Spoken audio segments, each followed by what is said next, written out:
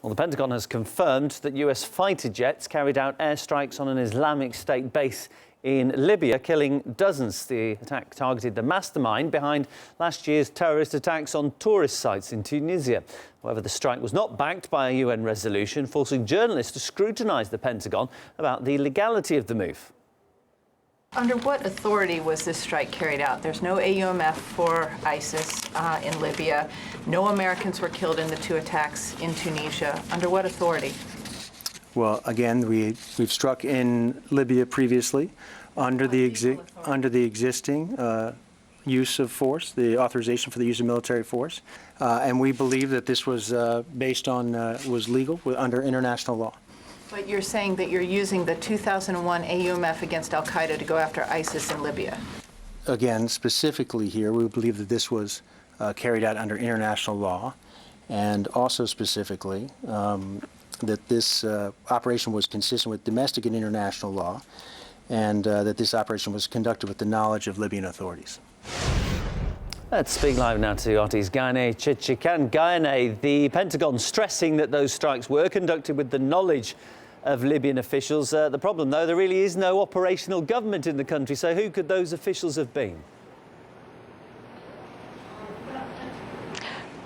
These strikes that the U.S. carried out in Libya Friday morning, reportedly killing 40 people, are not the first and most likely not the last. So the question under what legal authority the U.S. is carrying out the bombings in Libya becomes very important. And I was at the State Department trying to find out just that. Take a listen.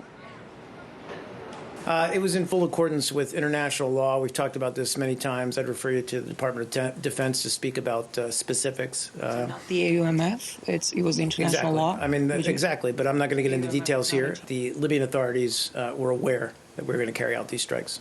But this new unity, is it functioning? What authorities? The new, well, I mean, there's obviously Libyan authorities on the ground. It's not. We're still working to stand up the government and national accord. We want to see it returned and establish itself in Tripoli. That's longer term, but obviously there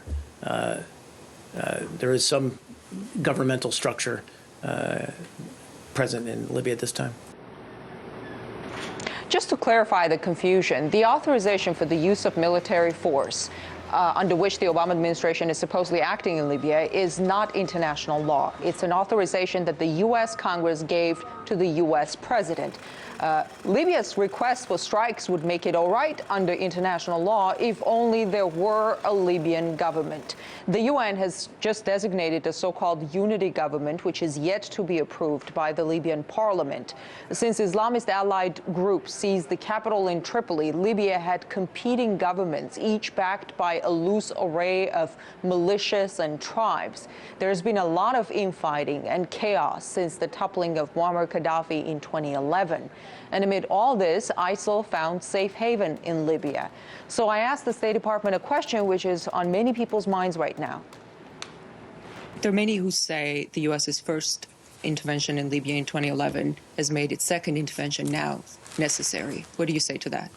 I disagree because no one's talking about a second intervention. We've certainly seen a certain amount of instability occur because of that lack of a centralized government. And so that's what we're working toward. That's what we're focused on. So I don't want to point it to one act or one, this was something that evolved out of the chaos of Gaddafi's departure and death.